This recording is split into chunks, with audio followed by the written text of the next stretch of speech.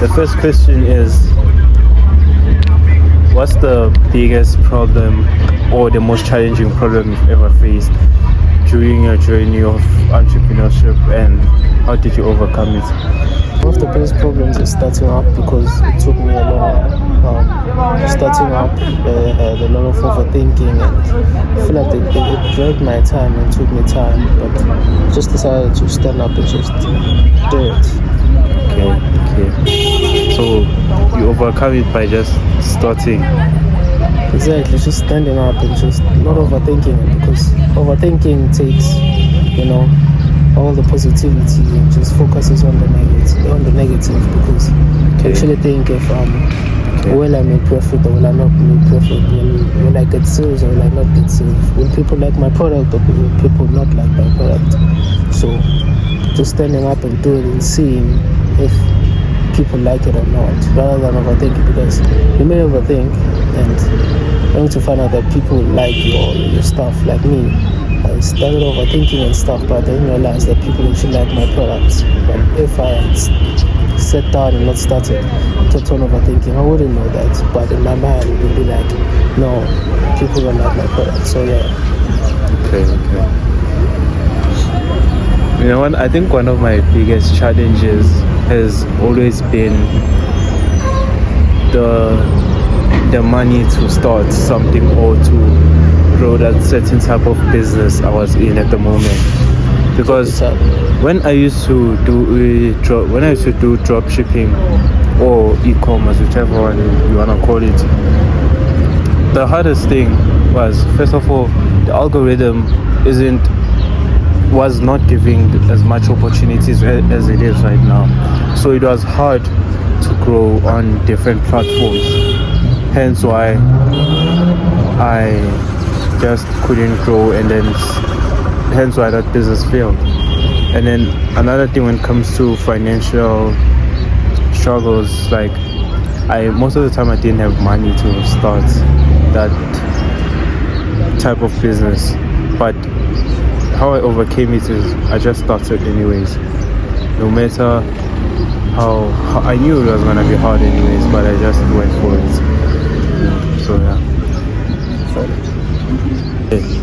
Discuss key lessons you've both learned in your entrepreneurial journey, including mistakes and successes.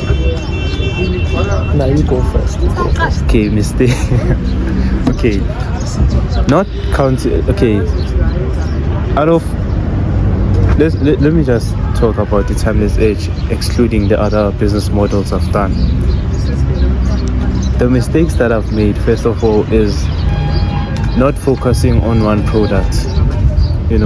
Like, I understood that t-shirts sold the most, but I wanted to push more hoodies because they were more expensive, and I think that was a bad move. So now I focus more on what sells more. Like, for example, if t-shirts are selling more, I'll stock more t-shirts or have more t-shirts as my inventory.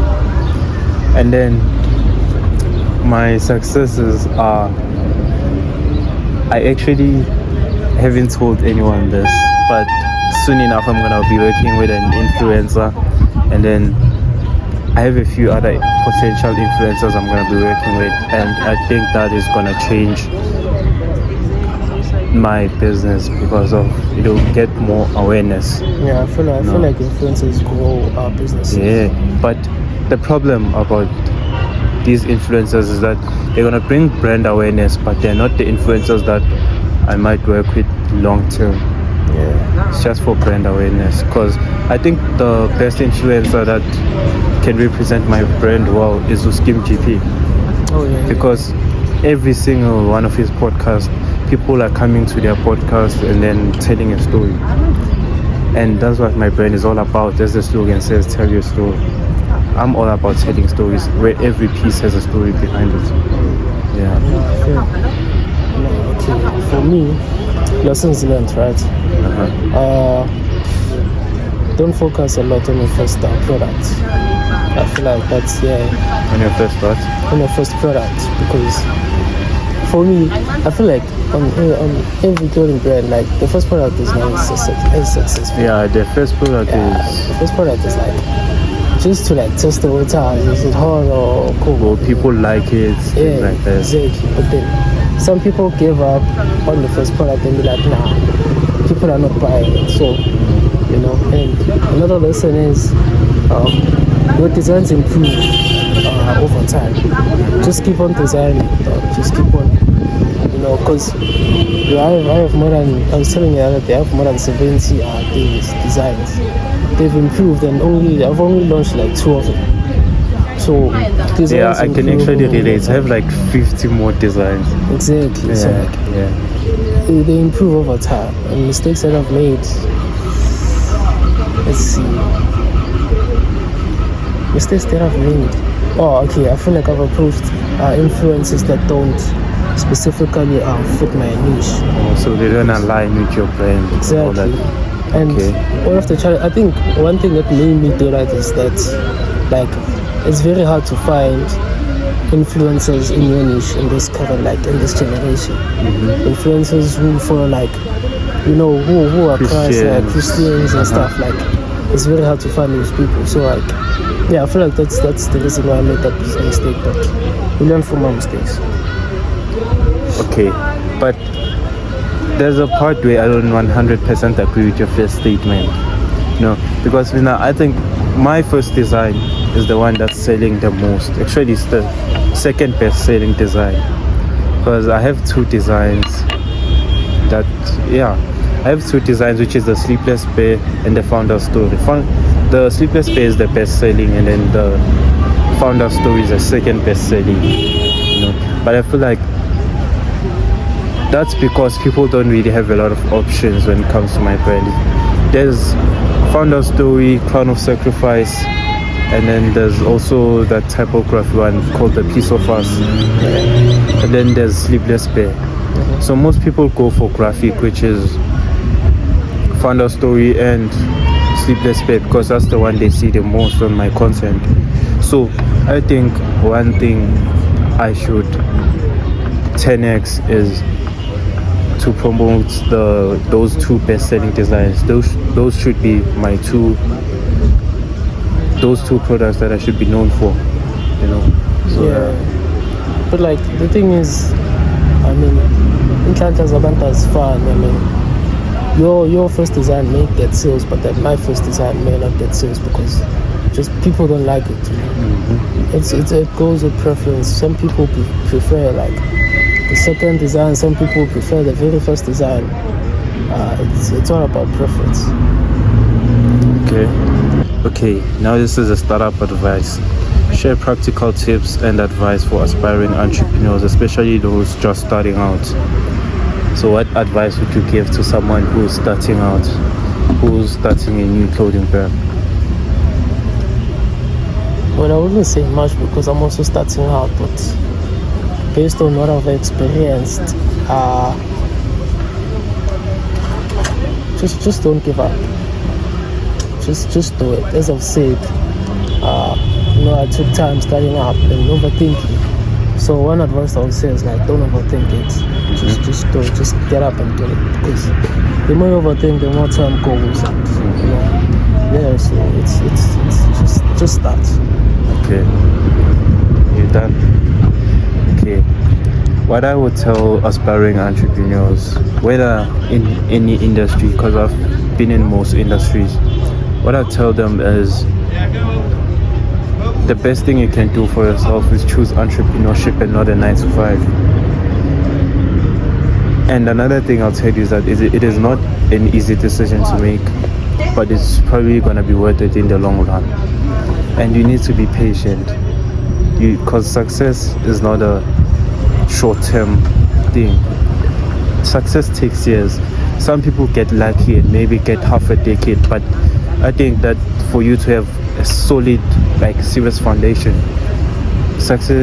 your success should take like 10 years minimum. So the best decision you can do for yourself is start. Don't overthink it. It's gonna be hard. That's the first thing you have to understand. But just start. And another thing is like, don't mind discouragement. Some people discourage you like, nah boy, what you doing here? There's no future. Yeah. Just do it. Like, don't mind. Just leave them, dog. Like, there's no future. Boy, people won't buy this. It's fine. Just do it. Yeah. Surprise them when you're up.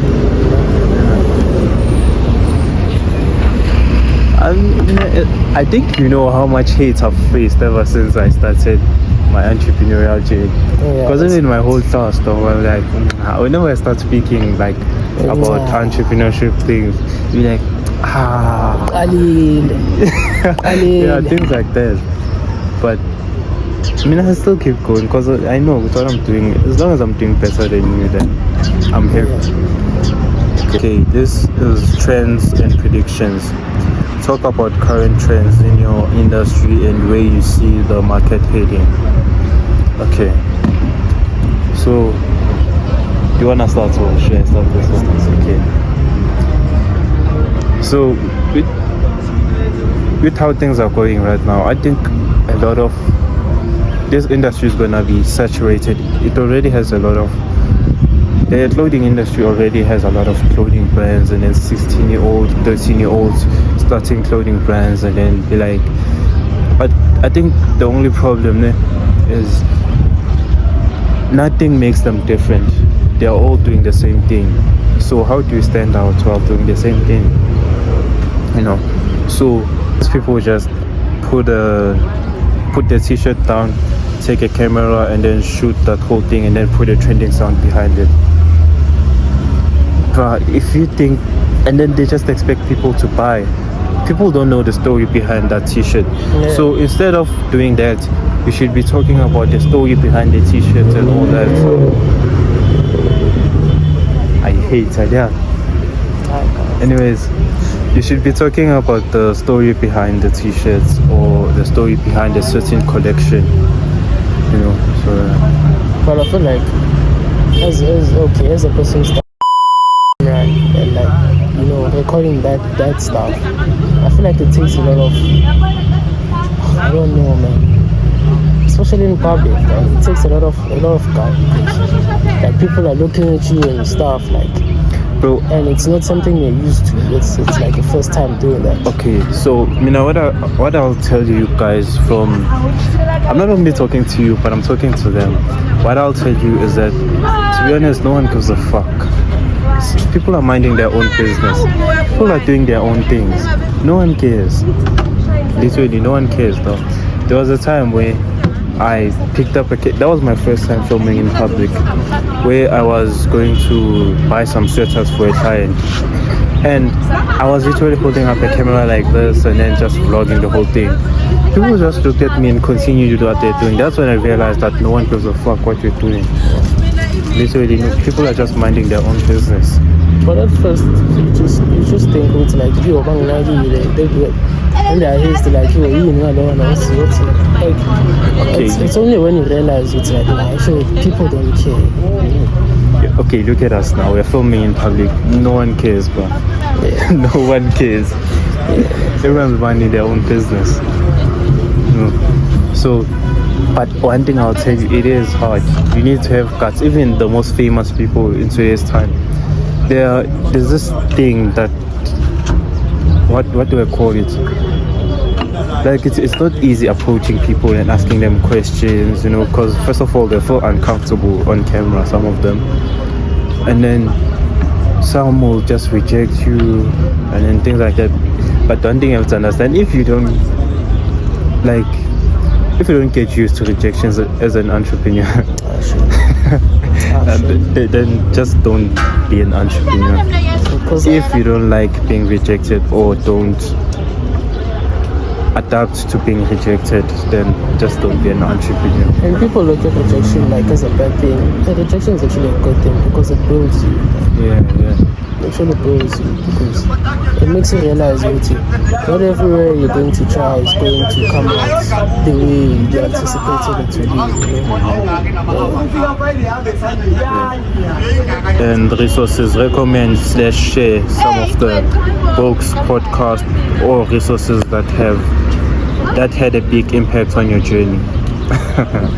I think you know which one I want to talk about. Yeah. That was actually the first novel I've read, which was Rich Dad Poor Dad. And I used to like his like the first chapter. The title of the first chapter is so catchy. The rich don't work for money. I forgot what else it says. What does it say? Which one? Oh, the rich don't work for money. Money works for them, or something like that. Yeah, like that book taught me a lot about entrepreneurship. Yeah, I feel like it kind of speaks about the differences and the differences between the poor, middle class, and the rich. Yeah, and the working and the entrepreneurs. Yeah, like they're trading their time for money, but rich people trade money for time. Exactly. You know, like for example, I think a good example is a private jet. Rich people invest in private jets because they want to get to their destination faster. Okay. You know, so they use money to save time. So sometimes people say money can't buy time or things like that. I just think that is kind of stupid, because you're literally buying time. Just imagine you going to a commercial plane and you going to a private jet. When you're going to a private jet, you just arrive there and then just get in the plane and then you fly. In comfort. Compared to when you're like flying commercial. When you're flying commercial, you'll have to wait 30 minutes for the plane, I don't know what, to get ready, and then you're bored, and then things like that. It's just a whole long process.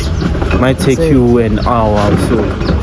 And you have places to be at that time. It's even worse if you drive to a place, like it takes more time. I mean, the entrepreneur guy, the jet guy can get there like 45 minutes. When they're still gonna drive for hours and hours. Oh yeah, and another thing, one funny thing I've noticed: some rich people invest in helicopters just to fly around their city, because sometimes there's traffic and then you have somewhere to be. You can't just wait in traffic, but you definitely lose the deal. So sometimes they take the plane, they arrive, the pilot is already ready, they get in the plane, they fly, get to their destination in like a quarter of their time. Which one is quicker between a jet and a helicopter? A jet, but a jet is like, because you fly in comfort, I mean, you get there quicker. Even with a helicopter, you do fly in comfort. No, but like, a jet is like kind of big. A jet, okay, it's obviously bigger than a helicopter. And I mean, like, comfort for it. Imagine just like recline in your jet. You can still do that in a helicopter. I swear, there's this helicopter that's a 12-seater. It has 2 holes. Yeah. I've never seen it. I'll show you something. But like, I'm talking about the typical helicopter. Okay, let me. Nah, bro. We're not talking about those small helicopters, nah. Oh, those big ones. Okay. Yeah, the big ones. Yeah. What are we talking about? Oh yeah, it's your turn. Resources and books. Resources. Let me see. Okay. Let me start on resources. Visit him I forgot to mention him. And like on YouTube, there's like episodes of like hour, 45 minutes of Visit him like speaking. And like I feel like I've used that a lot, especially this year. I remember when I used to watch those things like I'm crazy. Before you page on YouTube, it used to be like Visit him. I used to watch that guy, and yeah, man, he shared a lot, man. You know, and another thing on the books, let's see. Okay, obviously, Rich Dad Poor Dad. Is that the only book? It's not the only one. 48 Laws of Power. Okay, since we're literally sharing the same book, now the one that I'll recommend the most is Think and Grow Rich. I haven't got that one. There's one I want to buy. Did you say you want the Atomic Habits? I want Atomic Habits. I want Think and Grow Rich. Then there's the other one I forgot. But like I want to buy those books. You see, one time I was saying what? Classy in the point here. Yeah, and most of the time I'm always reading my book. Like those niggas, they're always making noise, bro. Yo. For me, like it works for me. Yeah, even though they're making noise, as long as you're in their zone, then Yeah, like when you're locked in, it's like nah. yeah, you don't even hear them. Exactly. Bese uthola umuntu eza kuwe yazikhulumisa siya. Yes. But anyways, that's it. That's the next one. Last one is a Q&A session. Answer questions from your audience or do a live Q&A to engage with them directly. Okay, so what is your most commonly asked questions about your product or your brand? What does this cheetah really mean? Okay, so it's spreading God's word. If I could show you my nose right now, like I have like a list of words like names there. I spent a lot of time like looking for a name. When I found one, like this one is this one will work. I search it up, someone's already taken it. So now I had to come up with something. The random tales were just like, let's cheetah, spreading God's way. Started doing mock-ups, I started designing it. Like it took me time to come up with the name, but then when I came with this cheetah, it was like, I'm just doing it this one. Done, finished. No arguments. And when I searched it, I was like, no one's using it. Because anything like SG wear, not SG W. So spreading God's way is simple. And goes along with like Christian clothing, spreading God's way. Because that's what we are doing, spreading God's way in style. okay. Now let's move on to me. The most commonly asked question in my brand is, why did I start my brand? Okay, so the reason I started it is because I wanted to, I realized that storytelling was becoming something big in the content industry, but people most of the time tell stories using cameras and all that, just to videos or posts like the Reddit posts. But I wanted to tell my story in a different type of way. First of all, I've always started to own a clothing brand ever since I was 9 years old or around that age. I've always wanted to own a clothing brand, but I just thought there's no money to be made or things like that. But when I started it, it was like, I started it for the money, first of all. And then, I think that's why for a long time I never got sales. But now that it's picked up, because I don't do it for money anymore, I do it for the love of the game, I think it gives you a different kind of feeling. Like you enjoy what you're doing. Sometimes I post on my status because I love what I do, because now I'm not doing it for the money, I'm doing it because I love it. I'm doing it because of the passion, because of the dream, so yeah. I feel like when you're doing it for money without loving what you're doing, like you have to love what you're doing. Not only do it for money. I mean, I'm not saying you don't have to do it for money. Obviously you want the money, but then you should do it because you love it. Yeah. Don't just do it for give it like 250. That's one of the few statements I agree with that you've said today. I've said a lot so far. Yeah. And it's only for the wise. Yeah. But anyways, are we done? Yeah, that's okay. Word of the day? Never give up, nah. I won't give up, nah. I don't know the lyrics. The lines is never give up. Yeah, but like, honestly, never give up. Okay. Trust God. What I'll say, put God first. So put God first, and everything will just fall in place. Yeah. Okay, you done? Okay, so that's pretty much all for today. Don't forget to tell your story. Peace.